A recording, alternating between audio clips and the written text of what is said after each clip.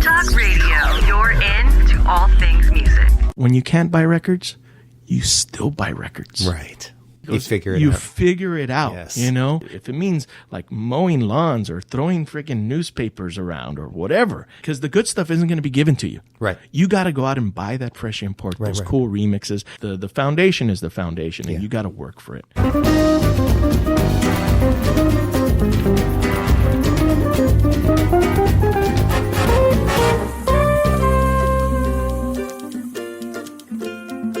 Welcome to Making It with Terry Woolman, the show that explores the secrets, successes, and strategies for making it in the music biz. And now, here's your host, Terry Woolman.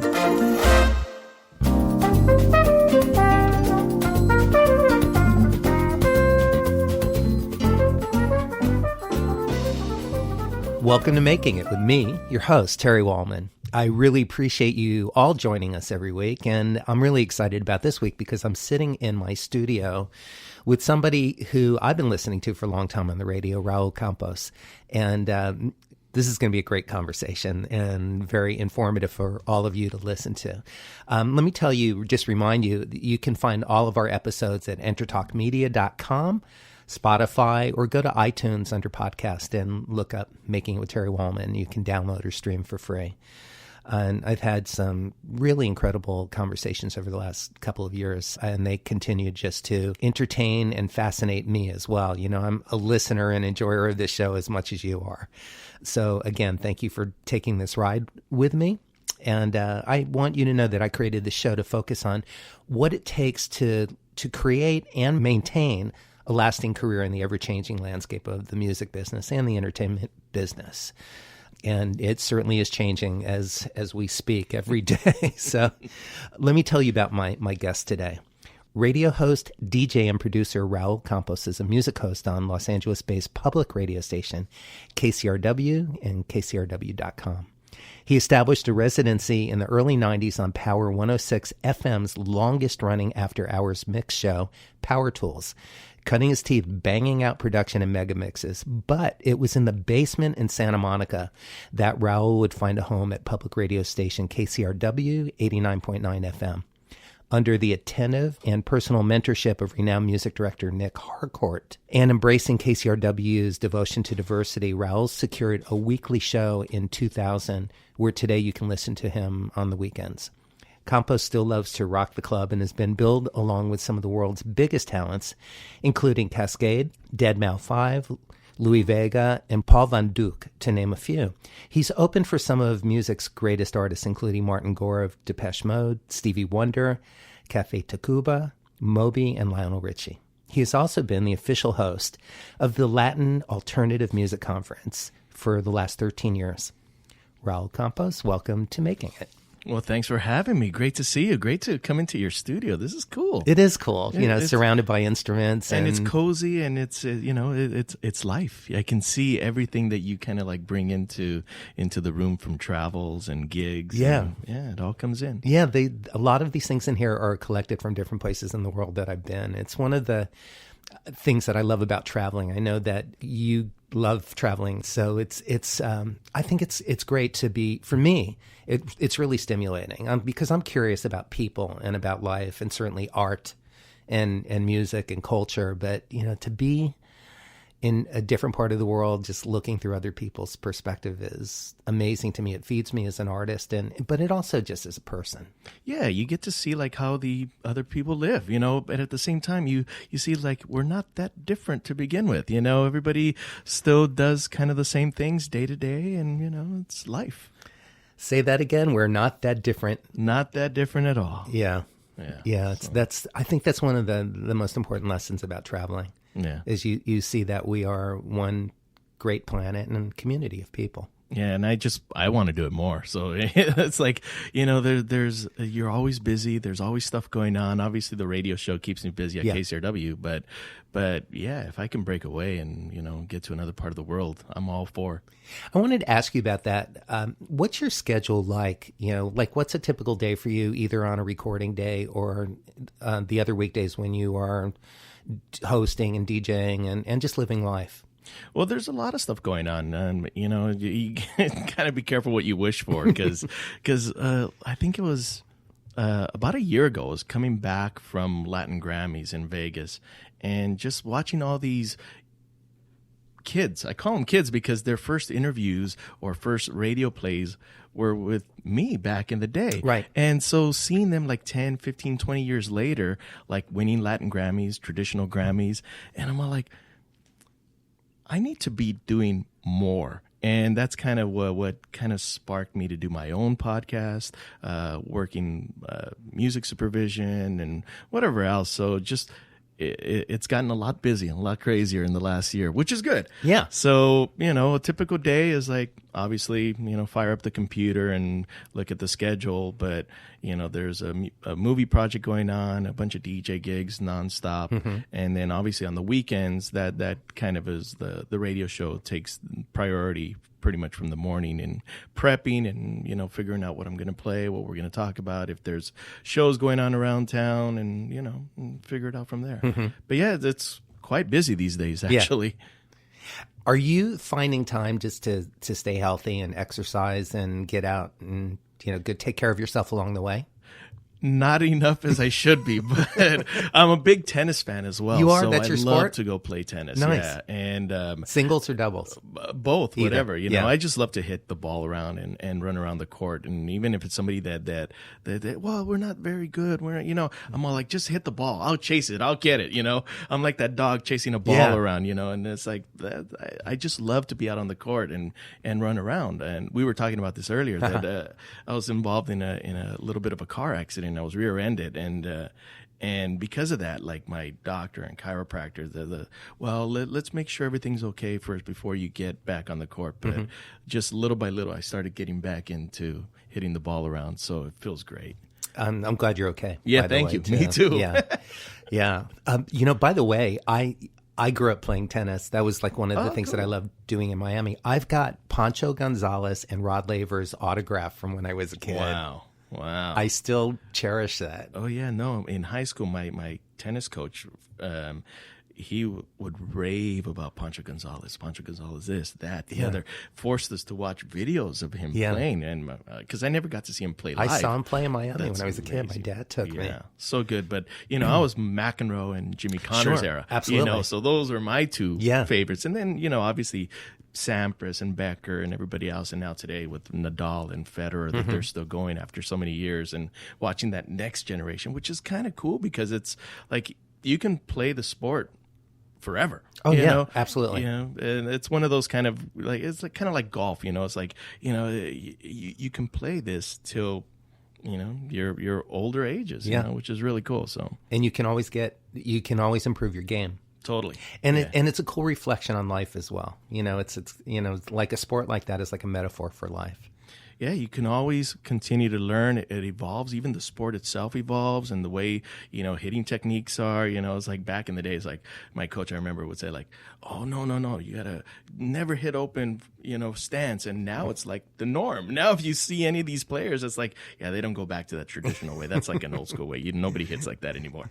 What about the technology? Do you have like this amazing racket that weighs 2 ounces? Or That's the other thing. Like my first rackets were Woody's. Mine too. Yeah. And then obviously getting into like some of the graphite stuff. Yeah. And even because I was really playing a lot in like the late 80s, early 90s before getting into college. I even tried college ball a little bit. But if you see me, I'm 5'8", and these guys that were towering me. Solid muscle. 6. Yeah. Oh, yeah. The guys that are like over 6 foot, there's like, yeah, I just couldn't compete. Right. It was, very, very difficult. But it was fun to watch these guys and be able to play with this kind of talent. But yeah, now today is like the technology of rackets has come so far, and yeah, they're extremely light and very powerful. Right. Even the strings have like changed so much over the years. But anyway, yeah. What did you study in college? Urban and regional planning. Perfect. Yeah. That really fully prepared you for being a totally. radio show host and DJ. I always thought of DJing was just a hobby. Right. And I started DJing like in the mid 80s.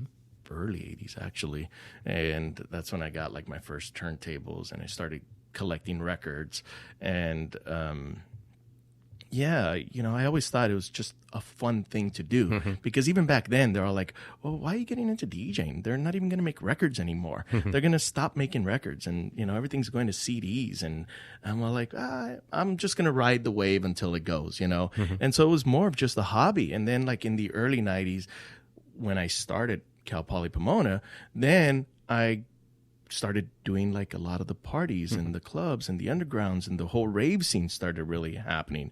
So it just kind of catapulted me more into doing it. And, by the time I was finishing up school, I was still DJing quite a bit in the clubs and doing parties and events. And I was already getting ready to like call it. That's it. Okay, cool. Because originally at first I was architecture and I was going to go up to San Luis Obispo. And do you draw? Do you have a good? Oh, I love to draw, right. and I think my original thing was more like drafting, but I was totally into the architecture, like whether it's mid-century modern or looking at beautiful homes like their Craftsman bungalows or Queen Anne Victorians. It's all like, wow, it's like that's you can see the history, the way it evolved over years and decades. And to me, it's like just seeing the different design elements. I was always a fan of good design. And so originally I was architecture and I was going to go to Cal Poly San Luis Obispo. And again, this was the early 90s. So I was all like, and I was getting into DJing and clubs and dance music and house music and techno. And going up to San Luis Obispo, there was nothing of that there. Right. It's a beautiful area. Yeah. And that is great, but I was all like, wow, it's, and I was like first going away from home and I was starting to miss home. And I'm all like, you know what? Let me go down to Cal Poly Pomona. And I tried to get into the architecture program there, but it was highly impacted. And so then I started... Meaning what?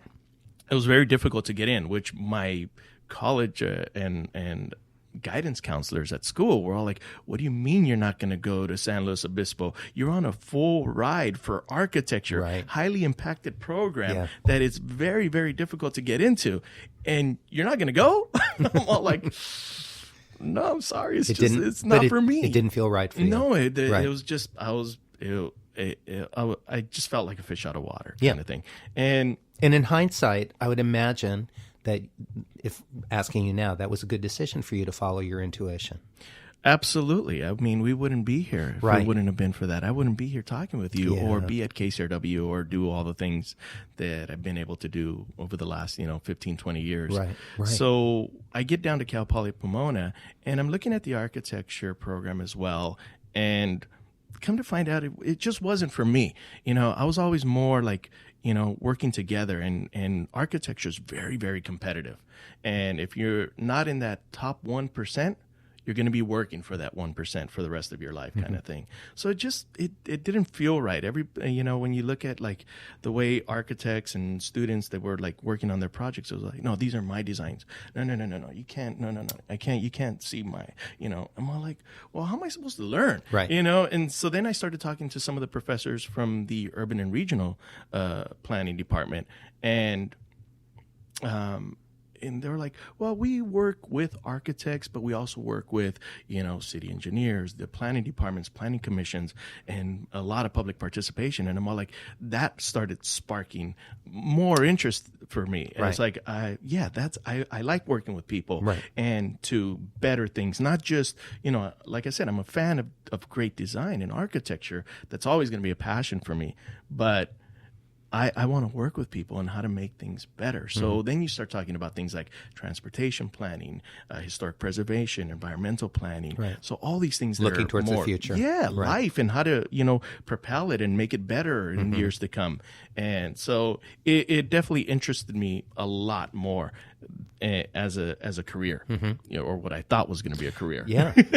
So I'm at Cal Poly Pomona and still DJing and doing all this kind of stuff in the early 90s, and when I was finishing up school at Cal Poly, I was like, all right, I think I'm going to take like maybe a year off or a couple of years. And at this point, I was like done with DJing. I was over the club scene. I was tired of promoters and shady managers and club owners. And I was like, this isn't for me anymore. Sounds like the music business. Oh, yeah. It goes hand in hand. And so I'm like, I need, to kind of like break away. And by now I had like my own little studio bedroom. One of my bedrooms was I basically converted into a studio. And so I was getting more into production and this and that.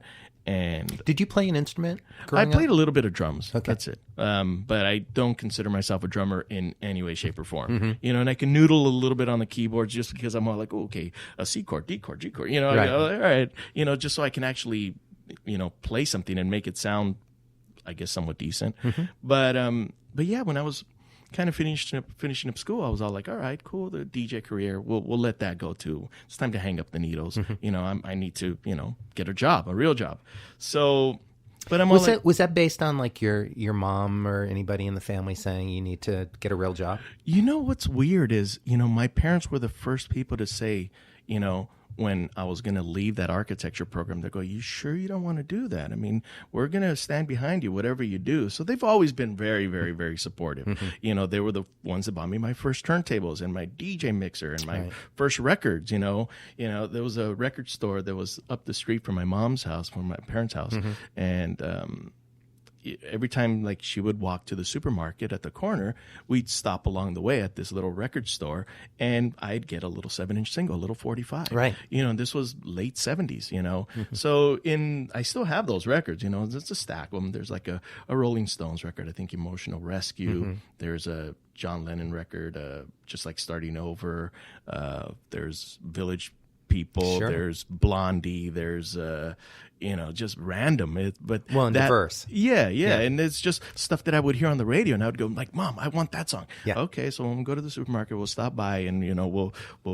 It was called the Music Cellar, the record store, and the owner, his name was also Raul. Okay. So it was kind of funny. He's like, "Oh yeah, we're gonna go see your tocayo," and that basically means somebody with the same name. So yeah, I pop in and I go like, "Oh, I heard this song on the radio, and I want that one." Okay, yeah, here's the little 7-inch single. So I walked back home and had my little portable record player. So music was always and supported you. Yeah, it was always part of my life. They were always very supportive, and they were like, "Yeah, no problem. If you want to, if it's not for you, it's not for you." Up in San Luis Obispo, and I think my mom was a little happy because it's a bit of a drive. Yeah, so, she missed you. Yeah. So I'm all like, okay, I'll be closer to home, and going to Cal Poly Pomona, it was easier to commute. So it was, So they were very supportive from the get-go. And, when I got my first club gigs, and back then it was one DJ that played from beginning to end, so I wouldn't get home till like, 2-3 o'clock in the morning. And I was so surprised they let me do that. Right. All my older brothers and sisters that go like,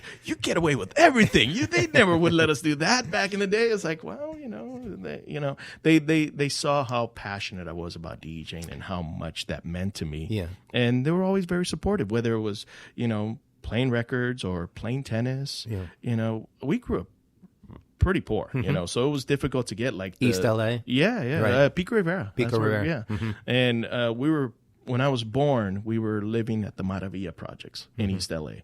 And then luckily my parents got the opportunity to buy a house in suburbia in Pico Rivera. Right. And back then, Maravilla projects in East LA were like gang infested. It's pretty rough. It was horrible. Right. Like my mom to this day still tells stories of like, watching rival gangs like right in front of their door, like literally start shooting at each other.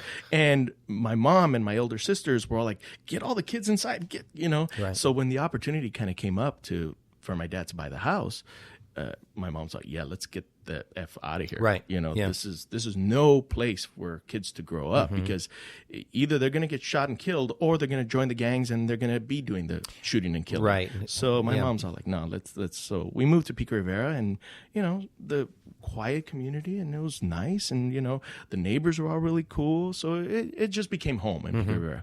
So yeah, it's like.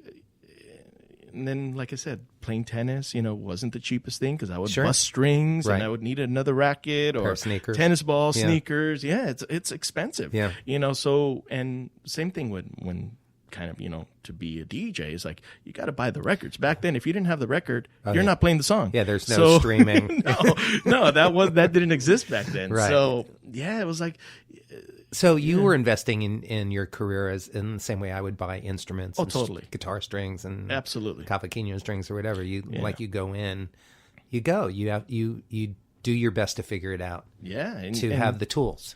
Yeah. And when I started doing the clubs, like I said, back then it was one DJ that played all night, and it wasn't just one style. It's like, okay, you got to have like the new stuff that you're hearing on the radio, but also you got to have the classics. You got to have some disco. You got to have some new wave. You got to be able to mix it all up. So the older residents that were at one of the venues that I first started back in the day, he's produced.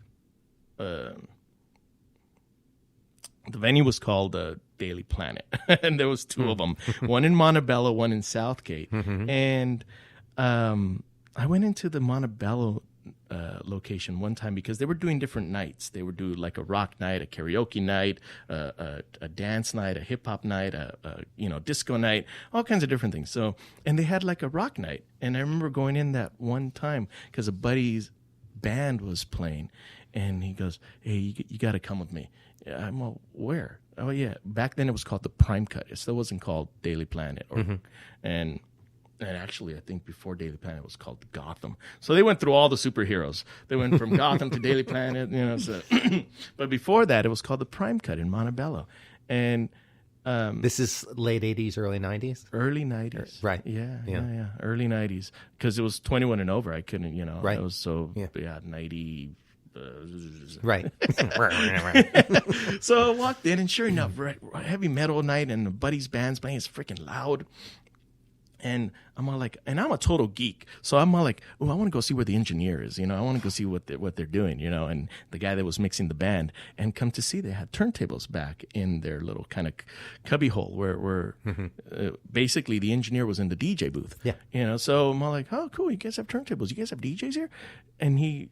Long-haired rocker guy looks at me. He goes, "Yeah, you DJ?"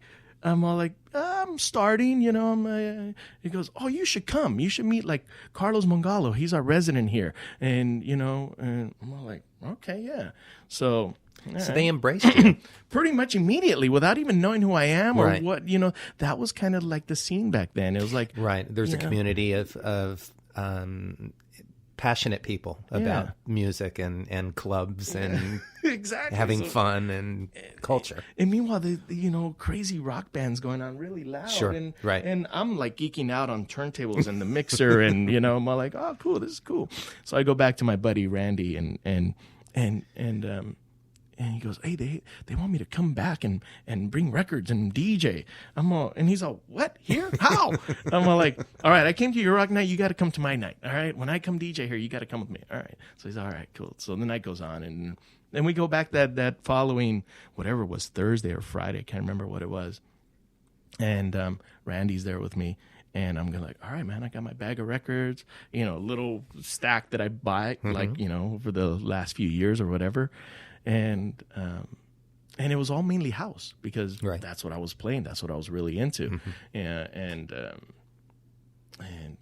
so I start DJing, and then I see Randy over there talking with like a girl, and now in 20 whatever years later, that's his wife. It is. They got married. They met that night that I first started DJing, and because I told him, you got to come with me. Yeah. And he meets Ida there, his wife, and now, happily married, kids. And that's the best. They met that night. And then. So what was that feeling like when you were spinning records at that night and people were on the floor responding to what you were presenting? Well, that's the thrill. That's the little hairs on the back of your neck stand up, and you get the goosebumps. And back then, it was all vinyl. So, okay, the record skips on occasion. Who cares? Right.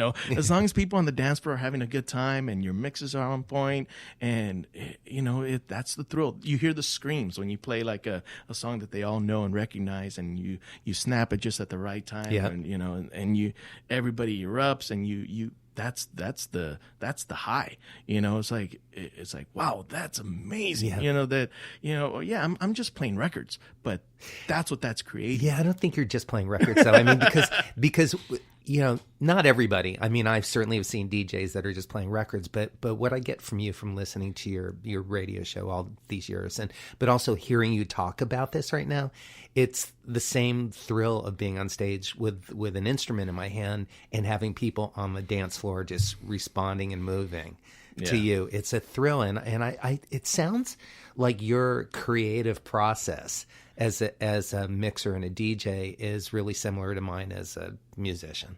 Absolutely. You're creating a storyline, a contour. That's the whole idea. It's the journey of, from beginning to end, where you take people and how you do your sets. Like, I was very green that first time that I walked into to DJ at a nightclub. Yeah.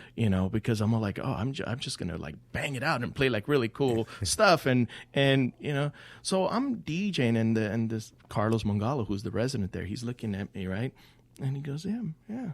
Cool. All right. Yeah. And they're like kind of just nodding their head, and he with the manager. I didn't know that they were basically trying me out for the location that they were going to open in Southgate. And I didn't find that out till like weeks later. Sure. And I'm like, I just wanted a DJ. So I'm like, so then he starts asking me like certain things like, hey, I see you have like some cool house records, but do you have like disco and funk and hip hop and, and all these? I go, I have a little. And he goes, well, okay, I'm going to put you in touch with this record pool so you can get some of this kind of stuff and take you to this record store so you can buy this kind of stuff here. And I know the owner, so they'll give you like a little bit of a discount. I'll send you to a distributor, JDC, where they have all the classics. And I'm all like, why are you doing this for me? He goes, oh, you should have it. You should have this stuff. Right. And I'm all like, okay. So, he goes, well, come back next week after you go get some of this kind of stuff and bring back different styles, and so I'm all like, all right, cool. So I'm playing different things, know. And then one thing leads to another, and then he goes, all right, now we're going to try a couple different things. You see how you have it like just the dance floor packed all the time? I'm all like, isn't that, that's what we're supposed to do, right? That's the gig, right? Yeah, that's the gig. He goes, not exactly. I'm like, what do you mean? He goes, well, you see all the people at the bar? Those people are drinking. Your whole purpose here is to sell alcohol. Sell booze. So all the people on the dance floor, you want to get them off the floor, get them to the bar, and get the people at the bar to the dance floor. I'm all like, really? Wow. He's all, so at some point you got to do it creatively, but you got to like stop set. Yeah. And you got to break it down. Yeah. And people are going to get off the dance floor, but the other people are going to come on. Right. This whole like ebb and flow and movement. That's brilliant feedback. Yeah. I'm all like, so in order to get the gig, the owner wants to make money. Light bulb goes off for Raul. Right. So, it's just that kind of I've stuff. been told that, when I've done performances at certain venues, and they say, you know what your job is, right? And I said, tell me. I think I know what it is. And they go, it's to sell booze. And it's like, I understand what you're saying. Make money. Yeah. Make money, because if you don't make money for the bar doesn't go. That's right. Then you don't have a gig, But so, Carlos, and come to find out who Carlos Mongalo is and was in the 70s, this guy was one of the original Billboard reporters. And I'm all like, I didn't find that out till way later. This guy was connected. I mean, when he first, I walked into his house one time, and there's like gold records, and his pictures him with Quincy Jones and Madonna and all these people. I'm all like, and he's like, I was one of the original Billboard reporter DJs, for the club chart, and I'm all, so you were like number 3 in the nation of DJs that had that stature, and I'm all like, whoa. To me, that like blew my mind. Sure. And to have this guy kind of take me under his wing, I'm all like, oh, wow, cool. Well, I mean, and then fast forward to the day when I actually get told that I'm going to get the gig in Southgate. Right. That I'm going to be the resident at that venue. I come in with my bag, just like normal. And there's this other guy sitting in the DJ booth, and he's just smoking a cigarette back there because back then you can smoke in the clubs. and Carlos Glad was that's playing. over. Yes.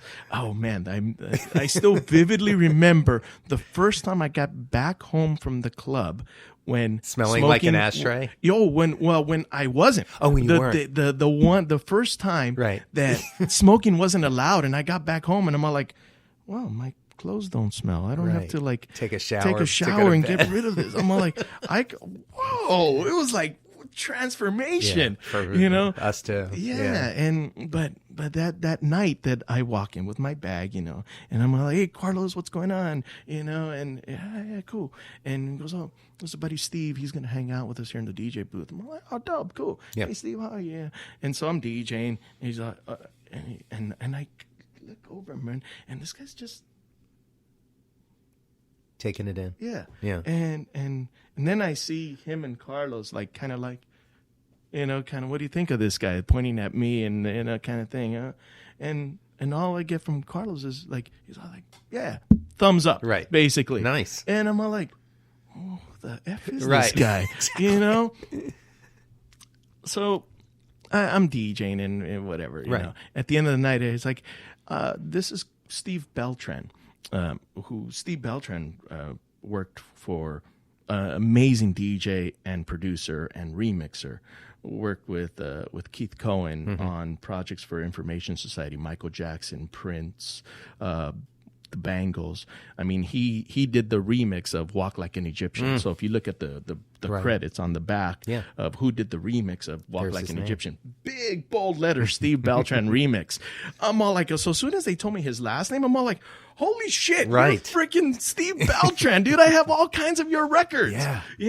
And he goes, oh, yeah, cool. Thanks, man. Thanks. And very reserved guy. And to this day, one of my mentors and friends. And because he worked with Swedish Egil on K-Rock and did a bunch of stuff, not just DJing. I mean, a lot of great production and his own production and remixes and for a bunch of great people. And I mean, he's countless stories of these guys, of Carlos and Steve playing at the Beverly Hills Hotel and the different nightclubs all throughout LA. And then their buddy is Martin Rodriguez, who was the main DJ over at Circus Disco in its heyday, from 76 till the mid 80s, and it's like all these guys are just hanging out here. I'm all like, what the hell? By now they're done with the club scene. They're like, we'll still play, but we do it more as favors for the owner because the owner Hank was buddy with them too, so he wanted them to DJ. So now obviously Steve couldn't do all the nights at Southgate, right? So that's when they told me, they go so we're opening up the Southgate location and we want you to do a couple of the nights along with Steve and along with Carlos, and you guys will all rotate. Yeah. And I was all like, you guys were trying me out? That was what this was all about? They go, yeah. You never asked. I'm all like, well, I just wanted to come in and play records, Right. Yeah. And they, I'm like, you're going to pay me to go DJ? I'm all, what? So, again, mind blown kind of thing. And right. this is mid 90s. And, I was working at Circuit City. So I got my brand new turntables from there. So were you doing sales at Circuit City? Yeah. Yeah, sure. Yeah. And pretty much everybody who's been on my show, regardless of how famous, has their Circuit City story. Oh, totally. Yeah, I parked cars my first year here at the Playboy Mansion. Yeah. So we've nice. all that's not a bad gig. Yes and no. Yes and no. Exactly. Circuit City, yes and yes no. and no. Right. And I remember, because back then, turntables were already kind of being phased out. Right. So there were no turntables on the floor. Yeah. And I remember a customer came in and wanted to do a special order because back then I was working on in the computer department. I was a total geek, I said. So and they wanted a special order or something, and so they pulled out this big book. The managers, they go oh, this is if something that we don't have on the floor, it's in here. And I'm like, oh, cool. So I'm going through the book, and then I stumble across the hi-fi section and the audio section, and sure enough, they have Technics 1200s turntables that you can special order. Which and the 1200 is. It's the turntable. Yeah, that for was the DJs. mecca. And it still is. Yeah. It still is. And is that what you use at the station at KCRW? Yes. Yeah. We have a few of them scattered around throughout the different studios. And so I'm all like, so I asked the manager, because back then we would get a discount, you know, we get basically stuff at cost. Right. And I'm all like, but the catch was you can only buy one thing per year. Oh. Of whatever. So if you want to buy a phone or a TV or right. one per year. So when I saw the turntables, I'm all like, Doug, and that was the manager. I go like, man, can I special order like a 1200 and get the discount? They go, yeah, of course. Why do you want that thing though for? I'm all like, dude, it's the 1200, right. You know, and I go, but here's the thing. He's like, but I need two. I need two. Yeah. And he's like, why do you need two? He's like, it's an expensive thing, and you want two of them? I go, yeah, I need two. Right. He's like, why? Because I have two hands. I go, no, I need to be able, you know, and so. I was able to get them there. That's great. You know, turntables from Circuit City.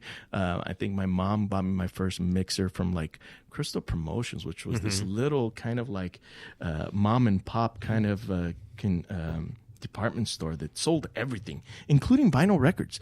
Because the son of the owners, Vission, who's part of this group back in the 80s, called Stop. They were called Stop. They had this big like song that hit called Wake Up, and it's just this high energy disco song. It's really fast. It's like 134 BPM, and it's a pumper, right? And they were playing it like crazy on the radio. And I went with my parents one time to Crystal Promotions, and they had a bin of them, and it was just that one record, but they had like 4 or 5 bins of it. I'm all like, oh mom, this is the record that's playing on the radio. Can I get this? And fast forward to one of those nights at the Prime Cut at Gotham, and Martin Rodriguez from Stop was just hanging out there, because Carlos goes, hey, you have Wake Up, right? I go, yeah, the record Wake Up by Stop. Yeah. He's all, pull it out.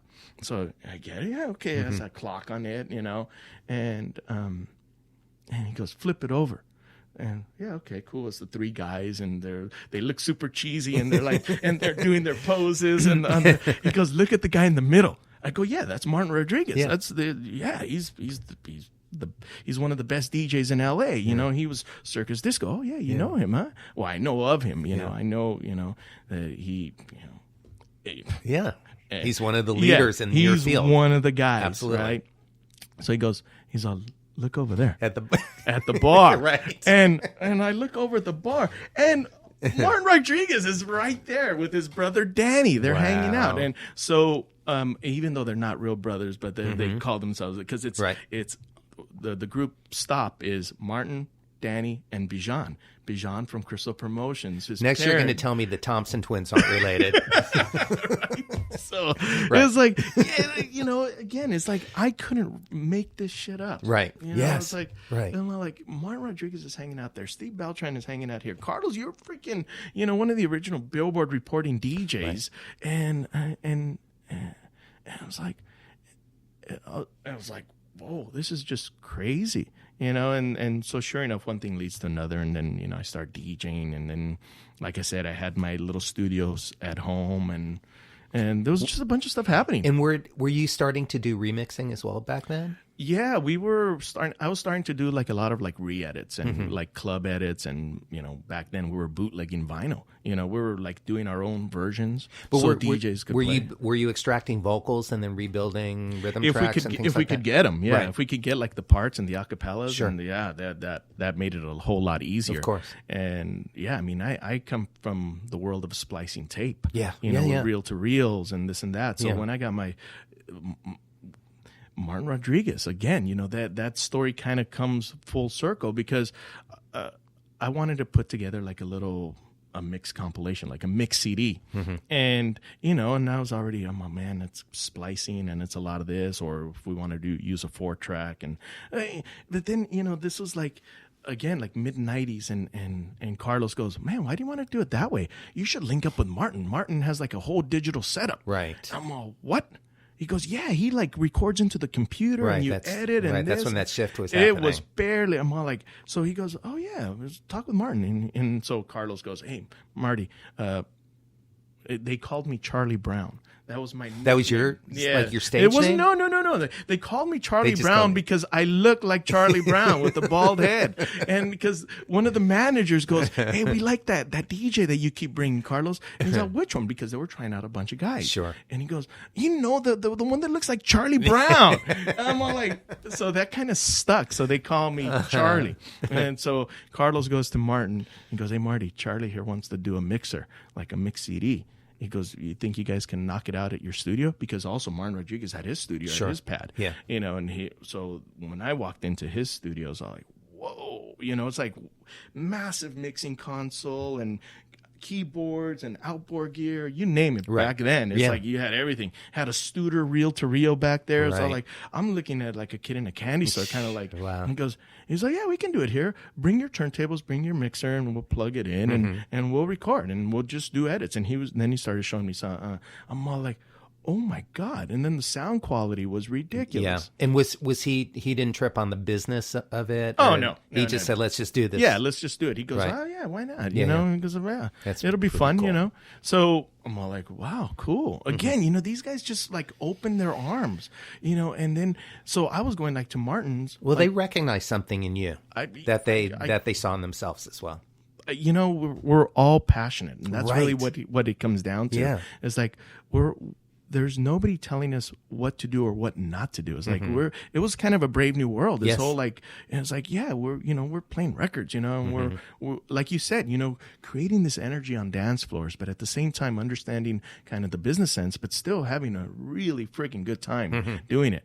And like I said, Carlos, Martin, Steve, they're like 10 years, maybe 15 years older than me. You know, they were DJing like in the heyday in the 70s, Right. you know, so it's like all the records that I was like, wow, you guys were breaking those records, you know, all the Donna Summers and, you know, whoever else, you know, it's like, so, you know, it's like, to me, I'm like, That was a great period for dance music. oh, totally. Yeah. Yeah. I mean, that's what I grew up on. I'm Yeah, a child of the 70s Yeah. and disco, you know, I love that, you know, so it was always about that kick and that open hat, you know, Right. and then Four on the floor. Yeah. Yeah. You know, all my older brothers and sisters, you know, it's weird because I'm the youngest of 7. So I didn't know that. Oh yeah. The very youngest. The very youngest. Yeah. So I'm the baby of the family. And You know, when I met your mom a couple of weeks ago, we were backstage actually at a Barry Manilow concert, which was really fun. And your mom was lovely and seems totally proud of you. She didn't seem that tired.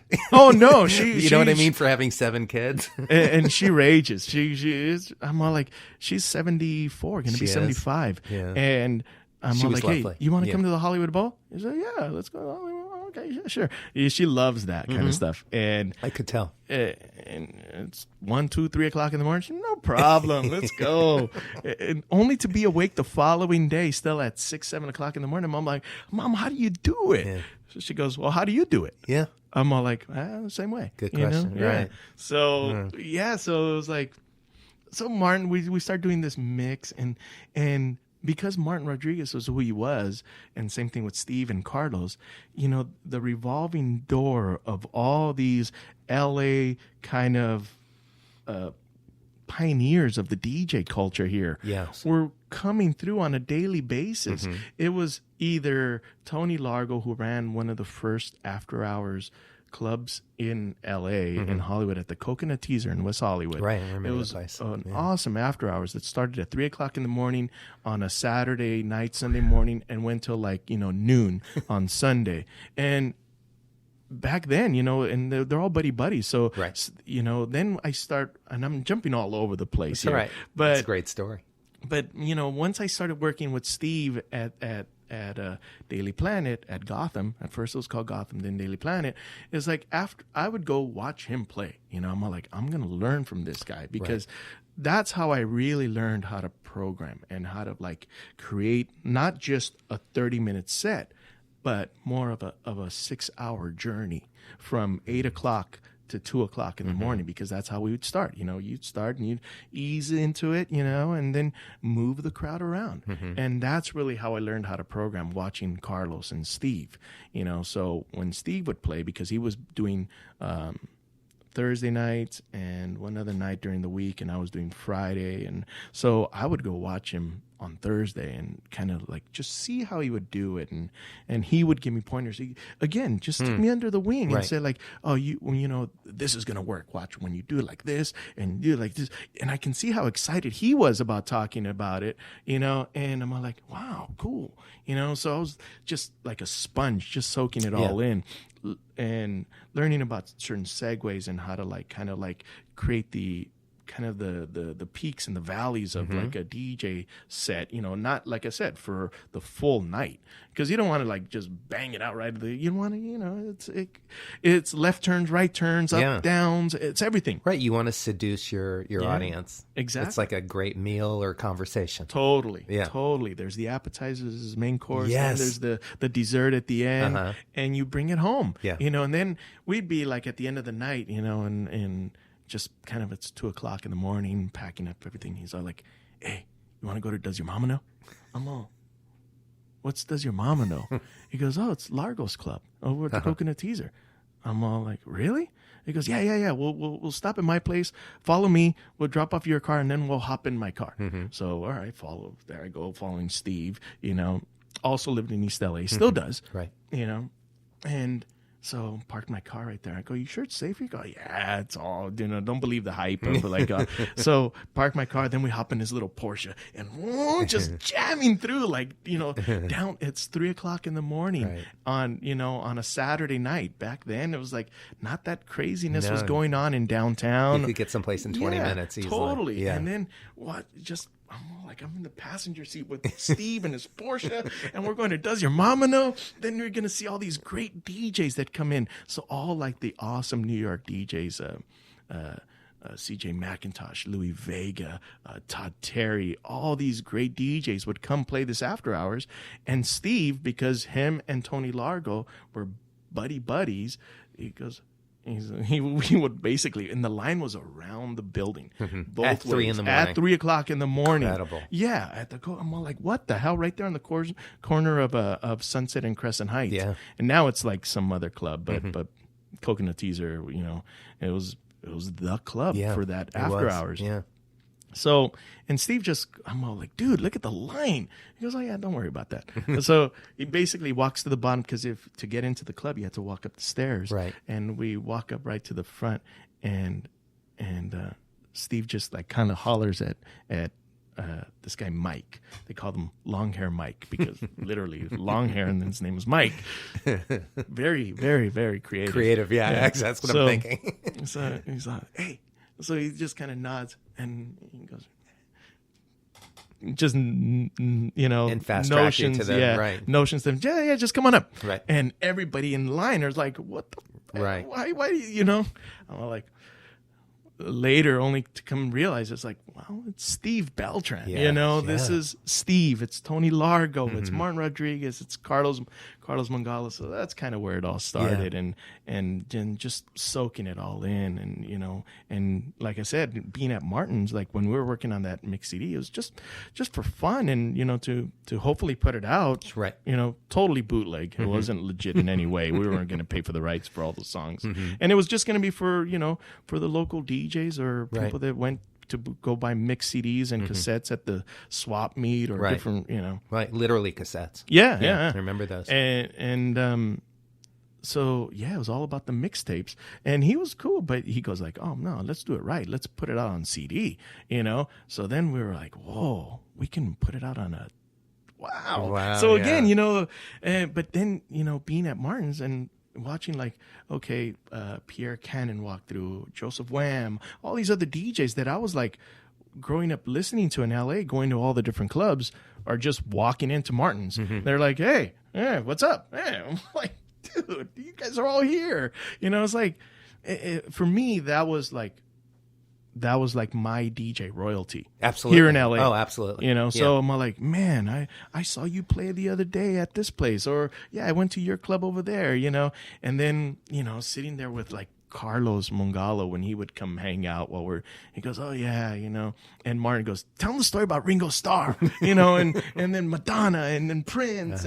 And so all these guys because they all have stories. Yes. They all have stories. As do you. Yeah. And it's like, Prince calling Steve at 3:00 in the morning saying, we got to go recut 7. I know what's wrong with it. So off goes Steve over to Larrabee, or Ringo Starr walking into the Beverly Hills Hotel while Carlos is playing, and Prince is hanging out, and Madonna and Barbra Streisand and all these people are just chilling. Right. I'm all like, oh man, only to be a fly on the wall or to, I was all like, I was born just a little too late, I get that, but not really. Really. Because look at your life now. Yeah, and then now I kind of look back at like, wow, I did that. I was there with him, and we did this, and hanging out with like Martin Gore of Depeche Mode, and DJing with him, or opening up for Lionel Richie. These guys are like icons. And one of the things that I love about everything that you're saying, but also your career and listening to you on the radio, is the word eclectic really comes to mind. Like, you're not limited in your taste, in your point of view. No, I was. Like I said, I'm the youngest of 7. Right. Right. So the next older brothers were like into like the heavy rock. So it's like Dio, Ozzy Osbourne, and Metallica, and all this kind of stuff. And then there's the next brother who was like, I would watch him as a little kid getting ready to go out, putting on his like butterfly collared shirts and listening to like, Saturday Night Fever soundtrack, and watching him pretend he's like John Travolta. That's I'm all like, and then my older sisters who were like into like the whole like Mexican regional stuff, and Juan Gabriel, and amazing artists like that. And then all the stuff that my parents listened to, like my dad was into like the whole mambo and Perez Prado, and my mom was into like Vicente Fernandez. And so my whole upbringing is eclectic. It's a tapestry of all kinds of, and then I'm like a child of the 70s, so I'm listening to disco on the radio, and then getting into the 80s, and then I'm hearing like this whole kind of like, whoa, what is this rap thing, and what we now called old school, and funk, and I'm like, this is amazing, So my roots really, when I first started DJing, was hip hop, because like that was like the first thing, and then getting into the house thing and this, but still, I always loved the 70s disco, even though it was like kind of taboo to like disco back then. I'm all like, it's great music. What are you talking about? It is great music, yeah. So. Yeah. Let me ask you a question from an artist's point of view, because we were talking about vinyl a little while ago, and I master my records with Bernie Grunman, and Bernie's always encouraging me to put my music out on vinyl as well. And what's your thoughts on that? I'm getting ready to do another record. I know you have a love of vinyl, so do I. Yeah. Would you encourage artists to put vinyl out? Absolutely. Great. Without a doubt. When the whole vinyl resurgence started coming back, and it was such a thrill for me to see that. Yeah. Because I have crates and crates and crates of records, Yeah, look right down there. Yeah. There he is. Look at that guy. Vinyl, my first record. Wow. Yeah. Nice. I might need to hunt one of those down. I might have one for you. I can cool. look. I would love that. Okay. That would be awesome. So, yeah, it was kind of, we all stopped buying vinyl at one point. Right. Because it just wasn't getting pressed. When CDs came and cassettes and vinyl kind of went away, nobody was pressing vinyl. Right. And we all realized how horrible cassettes sound. Everybody knows. It's like, but it was the convenience of a cassette, the convenience of a CD. And, when CDs first came out, they sounded a little harsh. The technology wasn't there, but vinyl just has this warmth. And same thing for the club DJ. Right. It's like, you want the 12-inch single. You want those fat grooves, because that's going to friggin' pump on a sound system in a nightclub. Yeah. You want those big, just amazing grooves, because it just sounds better, and it works for what it does. You need to feel that bottom end in a nightclub. So yeah, and it's also tactile too, which is our generation. to actually physically touch a product, not just watch it stream by on the computer. Totally. Is that's why I still like reading a book. Yeah. And turning a piece of paper. And when I write arrangements out, it's paper and pencil, even though I'm fully computerized, for production. Yeah. There's nothing against technology, believe me. If you don't embrace technology, you're just going to get left behind. Yeah. And that goes a little bit for DJing technology as well. I don't always play records. I don't always play vinyl. There's controllers, there's software that allows you to do amazing things. Right. Now you can carry 60 crates of records in one little laptop. Yeah. Or a flash drive. Yeah. And just it allows you that kind of versatility. And then there's re-edits. There's all these different versions and all the tricks that you can do with the computer and digital software.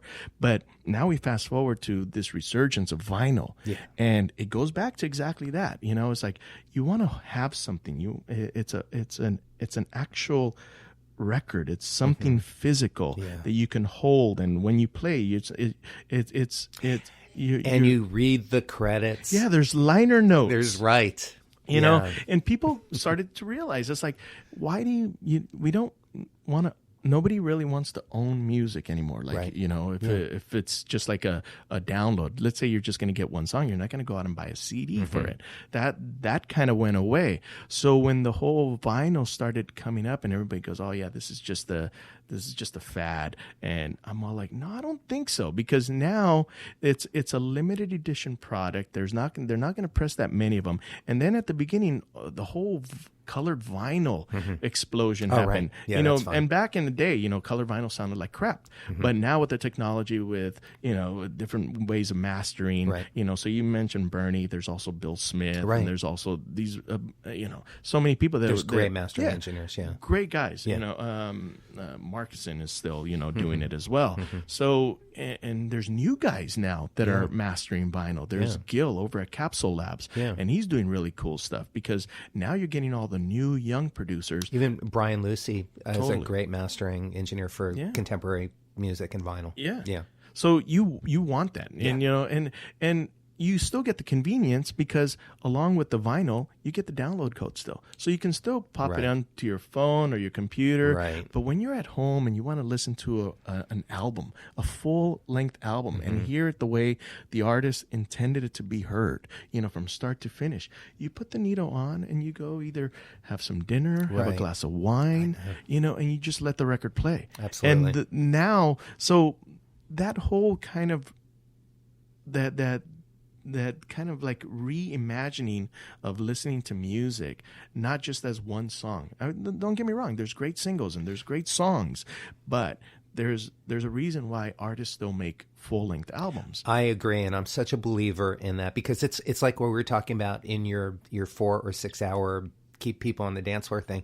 You still, there's an arc of a story that you tell when you create a full record. I mean, singles are great. Yeah. That's where it all started. It's full circle. It was 45s back, in the 60s and 50s as well. But I love making a record because that part of the process of the journey, like the word that you used earlier in our conversation, is such a beautiful art form.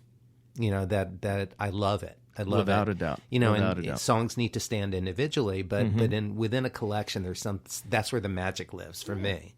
And I love that when you put the record on, you actually see it. It's tactile. You're putting the needle on the record, and even the charm of like a pop or a crackle or even the cue burn. It's like all that kind of stuff for me. Like I'll pull out like a record that I played like every night for 5 years, or whatever, and it still plays. But the beginning, it has that cue burn because of that whole slip cue. Absolutely. That's how you. But it's like, oh yeah, that's we do that. You're talking about like making dinner or pouring a glass of wine. I'm remembering vividly, and it was not that long ago, our mutual friend Mark Hewlett has this wonderful LP collection. It's a vinyl collection from all the years that he's been in the business. And one of my favorite things when we get together at his home. You mean Marky Mark's house? Marky Mark. Is like after we make some dinner, we go into the listening room and he just pulls a record out and we listen and we laugh and you share an hour together of this experience. I want to jump ahead. We're actually getting towards the end of our conversation. What? I know. We could, of part one of our conversation. Okay. You're always welcome back. Thank you. I would love to come back. That would be great. Something in February of 1999 happened to you that was pretty magical. And tell everybody what that is and kind of how that happened briefly. Well, that was the first time that I stepped foot into the basement of Santa Monica College where KCRW was. Yeah, the old studio. The old studio, which we're still part of Santa Monica College, but we're in a brand new facility, which we can talk about later on. Yes. But February of 99, there was a pledge drive going on at KCRW. And this was at a time where, like I mentioned, I was done with school and I wanted to do something different and just kind of like explore other options before like going into, working in urban planning. And so I basically, because I had production going and I was already done with DJing. I wasn't really DJing that much anymore. I had gotten tired of the whole club scene and shady promoters and club owners. So I'm like, you know what? F you guys. I'm done. Right. And this was at a time where we were still buying vinyl. I was still going to the record shops and because I still had the love for the music and I still wanted to stay up with it. And we would go hit all the shops on Melrose. Back in the day, there were like over 10 record stores in a span of 9 blocks. Right, I remember that area. Melrose. Yeah. So we would. This was kind of a ritual for us. Me and a few of the guys that we were doing a lot of the clubs so we'd start on Melrose and hit like all the shops like. Back then it was Beat Nonstop and DMC, Street Sounds with Bob, Fat Beats. So we would just go across, because we knew, okay, this was the day that all their shipments were coming in, usually on a Thursday. Right, from the labels. Yeah. And, the stuff that they ordered are the imports, because these were limited edition. If you wanted them, you needed to get them or else they were gone. Right. So we would go hit all those record shops, then go over to Prime Cuts, which was on Santa Monica in West Hollywood, and because a lot of the disco DJs, the circuit DJs that would go to Prime Cuts because it was West Hollywood, so you get more of the gay DJs there. Yeah. They didn't like the stuff that we really wanted, so they would go dump it off. And we would go through their bins and go like, oh, here are the promos. Right. Okay, here they are. They don't want. Yeah. So it was like a routine. We'd hit all the stores on Melrose, go to Prime Cuts, and then after that, then go to Aaron's Records on Highland and go dig through all the used bins. Right. Because that's where we would find like all the old funk, all the new wave, all the rare disco. Right. Because they would so much used vinyl that people were just dumping off that they didn't want anymore. So we were also, people, no names, I'm not going to call anybody out, but that used to work for the record labels would take the promo albums and they go sell them. Oh yeah, and use that money for for whatever else, So so there was that one day, and my buddies were all gonna go record. I go, man, I'm not gonna go today. He goes, what do you mean? I go, no, man, I told him I'm gonna take my resume over to KCRW. Wow. They're all, why? Yeah. I go, dude, Jason's over there. Bentley's over there. If he's over there, it's got to be freaking cool. He was doing Metropolis already. Right. So I'm all like, and besides, I want to go look for like a production gig. Because like I said, we had the studio and I was already producing and editing and, I'm knowing my way around a digital platform. And they're all like, all right, man. So I basically walked into the basement and said, hey, I hear you guys are doing a pledge drive and you guys have volunteers and I'd love to volunteer. And they go, well, we're pretty much set with volunteers for the pledge drive because later I come to find out that's like 2 different things. Right. But he goes, Jason Georges was the volunteer coordinator at the time, and he was right there at the desk. He goes, well, we're pretty much set with that, but you can answer phones in here in our office. I'm all like, all right, cool. Yeah, sit down, have a seat. And that's kind of where it started. I started answering phone calls and, finding out about Nic Harcourt, who was back then the music director and host of Morning Becomes Eclectic, finding out about people like Joe Frank, Warren Olney, Chris Doritas, Tom Schnabel, and more about Jason Bentley and all these, like, this team of, like, amazing programmers. Very similar to this tribe or team or family of DJs that you had been involved in. It was a familiar feeling for you. Yeah, absolutely. And from walking into that basement, I'm like, wow, this is where KCRW is. I'm like looking around, and they look like old classrooms, because that's what they were. Yeah. In the basement, it really was the basement of the cafeteria. But that studio sounded so great. Yeah, it's like those. I mean, for live performances, the engineers that we've had over the years, whether it's Bob Carlson, Mario Diaz, J.C. Swadek, all these amazing engineers that you're. And this goes with anything else, and it goes with DJing or producing. You're only, kind of, how can I say, like, limited by the forces of the technology or whatever you have, but you try to push those. Right. And that's what they did with that little room. They sure I'm did. like, how did you guys, they go, yeah, you had to get creative. How do you mic a kick drum in this little room? Yeah. Or you get strings in here, because it's not that much bigger than your little studio here. No, it's not. So it's intimate. To perform in there, it's like, wow, and everybody's been there, You go to Hugh Masekela, Sade, Fela Kuti, Radiohead, Adele, Beck, I'm still trying to get Barry Manilow in there, not that room, but maybe the new studio. That'd be great. So I think it'd be pretty cool. I do too. Right, Barry? Or Marky Mark? Yeah, so February of 99 is when I basically started volunteering at KCRW.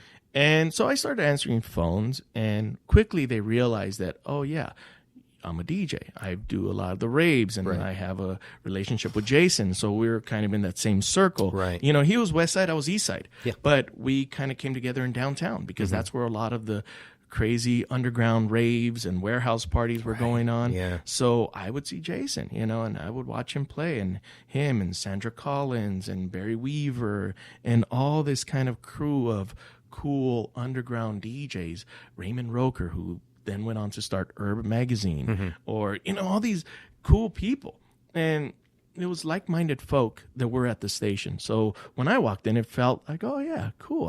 I can get with this, and quickly they realized that, oh yeah, he's a DJ. He knows Jason. He does raves and he does this and that.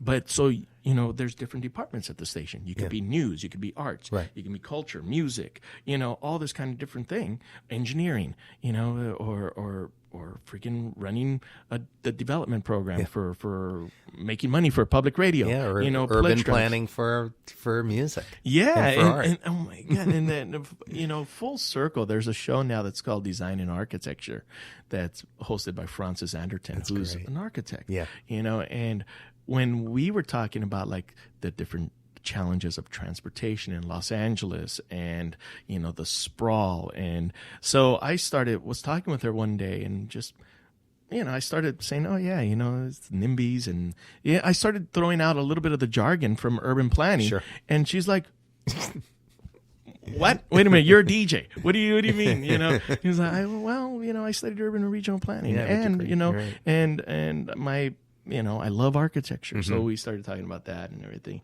So her mind was kind of blown, and even today we're speaking of blown minds. Before I ask you my closing questions, does it blow your mind that you've been on the air at KCRW for 20 years plus?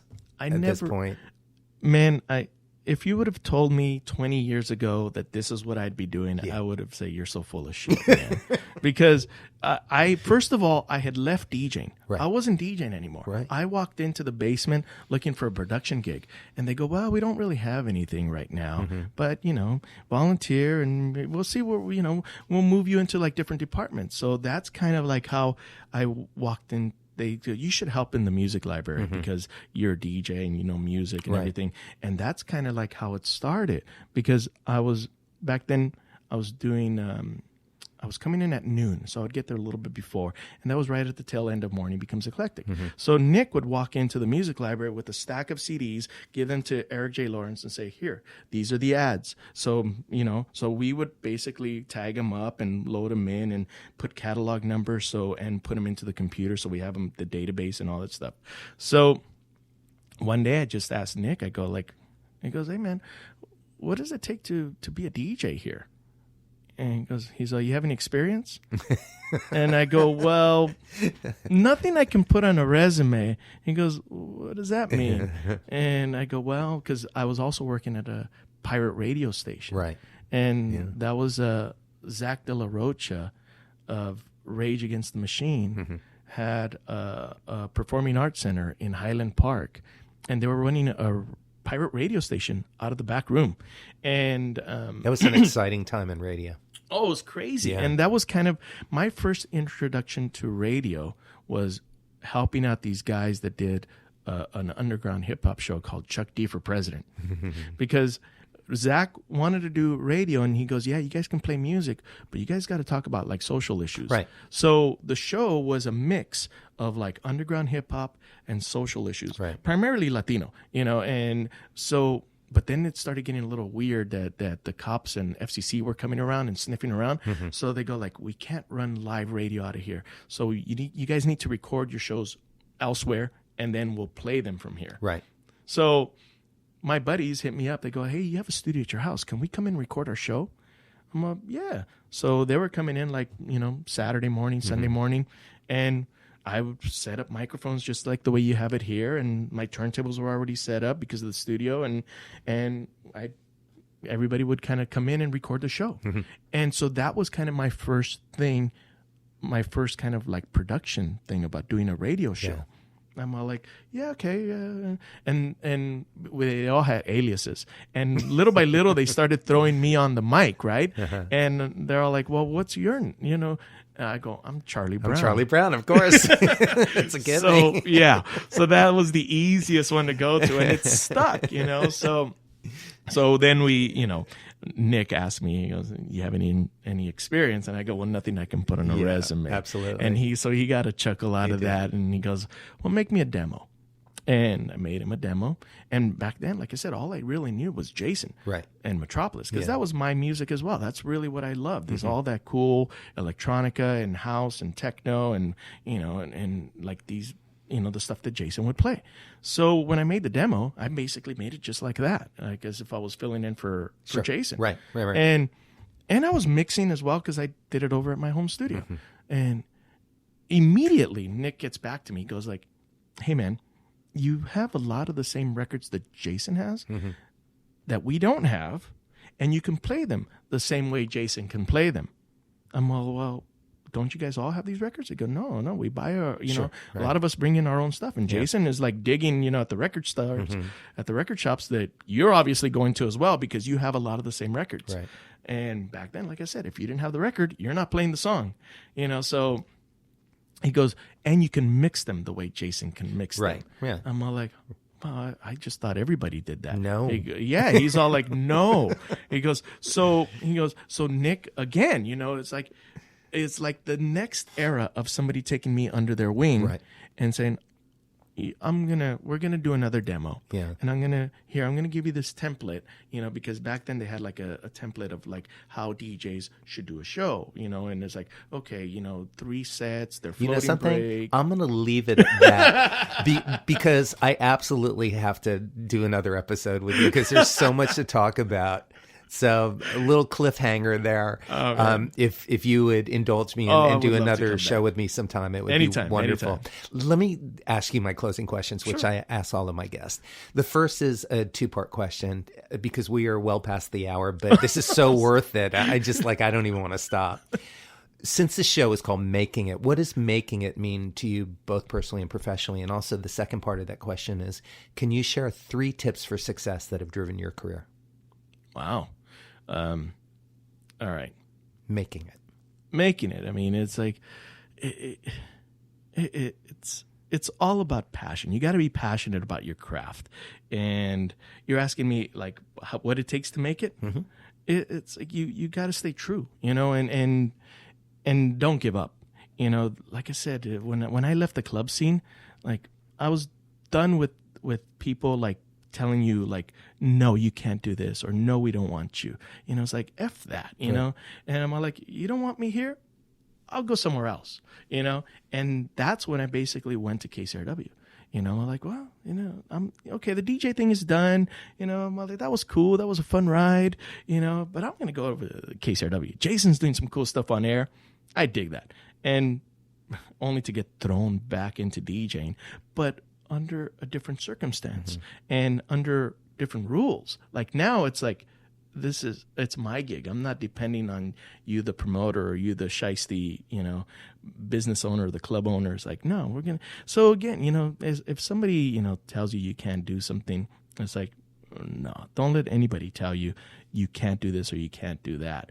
Obviously there's rules and laws, and I don't want you to go breaking anything, but at the same time, it's like, no, if you're really passionate about something and you're true to the art of whatever you're doing, I mean, you could be the best guitar player, the best drummer, the best singer, you know, and you just got to keep at it.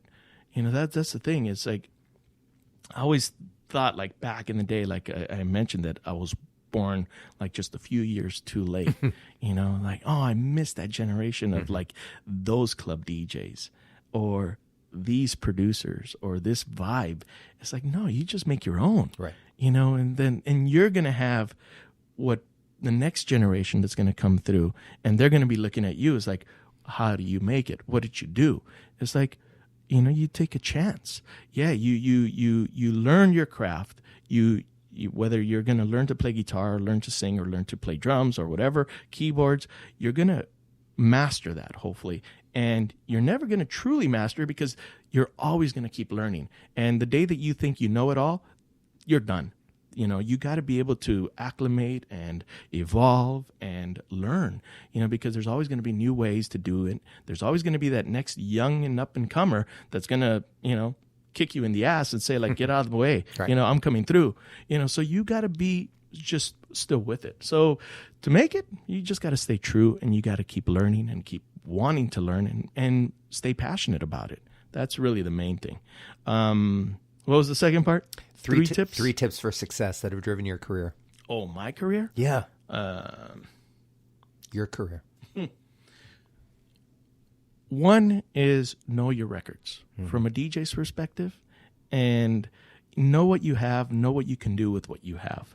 You know, because again, it's your limitations are what are actually going to push you to break those boundaries, and you get as creative as possible. So one thing is to know your records, know your music, know how it works together, you know, and it could be technical stuff like know your keys, know how songs work together technically, but also like in a live environment. And, you know, Louie Vega of Masters of Work, who's again one of my idols, you know, he's in my top 3 DJs on the planet.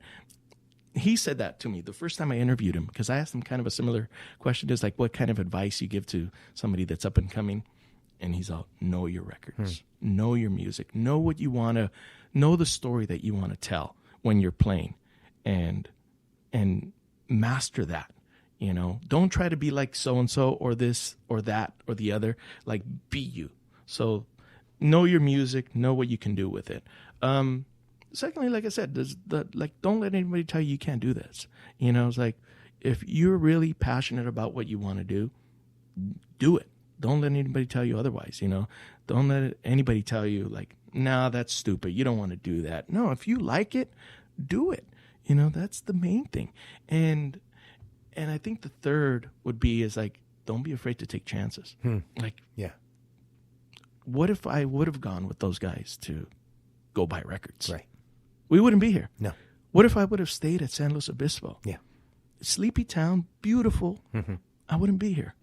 You know, what if, you know, what if I didn't leave architecture and go over to urban planning?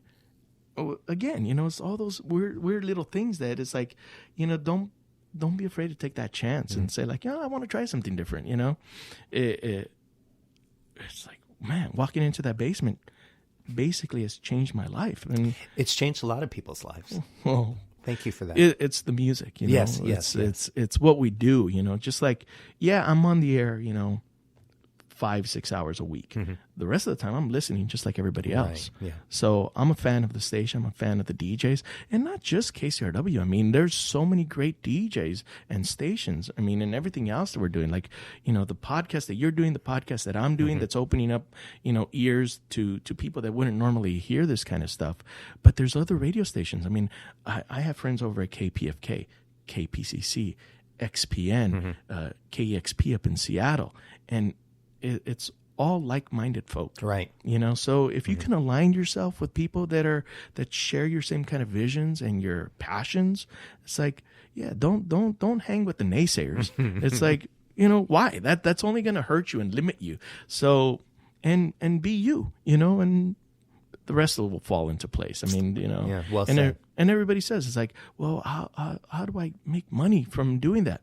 It's like, the money will come if you stay true to your art and your passion and your art. You know, it's like, people will follow you eventually, and there will be a way for you to make a living from it. It's not easy. Right. Don't get me wrong. No, it's not. It's never easy. You know, if it was easy, everybody would friggin' do it. That's right. But there's a reason why, you know, the cream rises. And it's those are the people that like, you know, have practiced in their bedrooms and have, you know, gone out, and like Steve told me, he goes, because there's times where, you know, the gigs aren't flowing like normal or like how you wish they would be, you know, and he goes like, he's all, when you can't buy records, you still buy records. Right. Yeah. And I'm like, how? He goes, you figure it out, Yes. you know, and you make it a point, you know, and if it means like mowing lawns or throwing freaking newspapers around or whatever, you know, it's like you working at figure it Circuit out. City and parking Yeah. cars at the Playboy Mansion. Exactly. You figure it out. You figure it out. You go work at McDonald's. You Yes. go do this. You go Yeah. do that. You know, but that was the thing. He's all like, even when you can't buy records, you buy records. And because the good stuff isn't going to be given to you. Right. You got to go out and buy that fresh import, those right. cool remixes. Yeah, you might get lucky, you know, and, you know, later on, you know, I was fortunate enough to become a Billboard reporter, and I see what all the records that Carlos had, and, you know, and you get it. You Right. see, there's a few little, you know, Perks.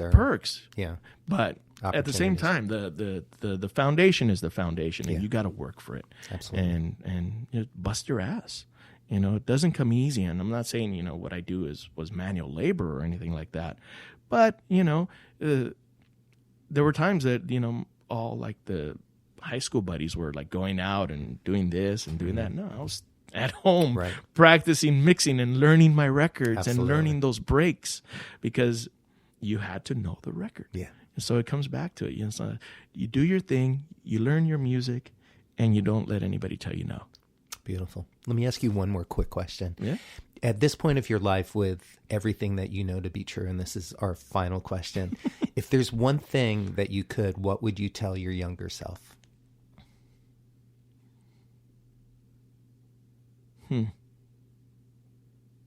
There's so many. I know. There's a lot of things, you know, but yeah. I would probably, the most important thing was because, you know, I hated rejection as a kid. And I fell into that trap of, like, you know, people telling me no and don't do this or don't do that. I should have learned earlier that, you know, don't listen to the people that tell you no. You know, if you're really passionate about it, you know, do it. You know, and the earlier you can start, the better you're going to be. There you go.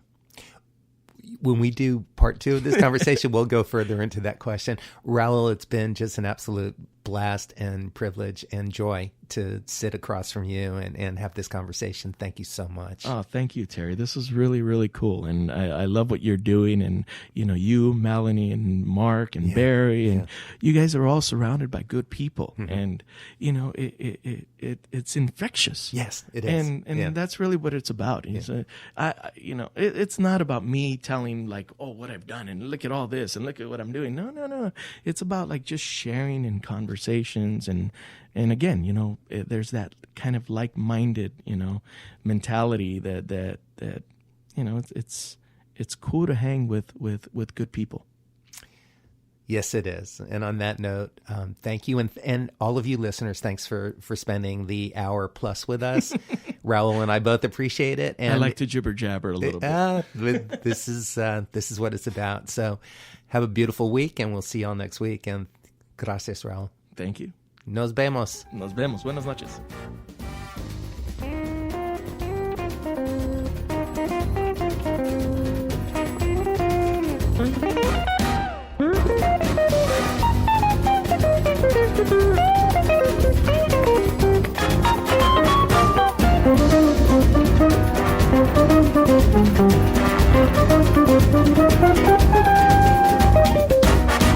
Tune in again next week for another great episode of Making It with Terry Woolman.